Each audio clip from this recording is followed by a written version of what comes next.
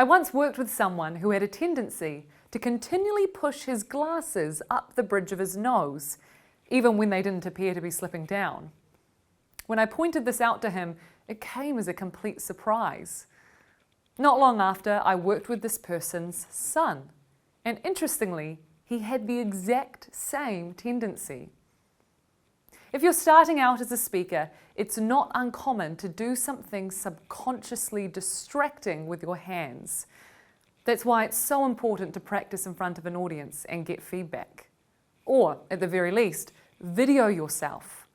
I guarantee that in watching yourself back, something will surprise you. Hand gestures should support your presentation, not distract from it. Allow your hands to move naturally by keeping them unrestricted from things like pockets and notes. It also pays to be conscious of unnatural hand positions like Superman, the fig leaf, the groomsman, unimpressed, bored, or the chorister.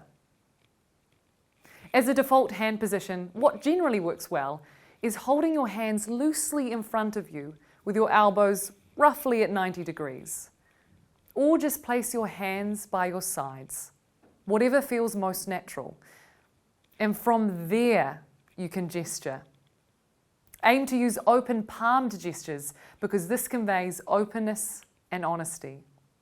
Like eye contact, you can also use gestures to create certain effects. Firstly, there's emphatic gesturing, which involves using a finger or hand to reinforce a point. Descriptive gestures help clarify what you mean. For example, the interview process went on and on and on.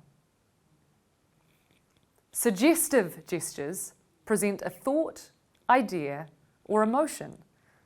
For example, I had no idea. Prompting gestures are used to get a response from your audience. If I'm looking for an answer, I might ask my audience. Gestures can also be used to signpost. You will often see speakers listing off their key points by going 1, 2, 3. Lastly, don't be apologetic about gesturing. Nervous speakers will hold their hands directly in front of themselves and use small gestures. This not only looks incredibly awkward, but it has limited impact. Experienced speakers will pivot their arms from their elbows and use their hands to take up more space. This not only looks more relaxed and natural, but it's much more engaging for your audience.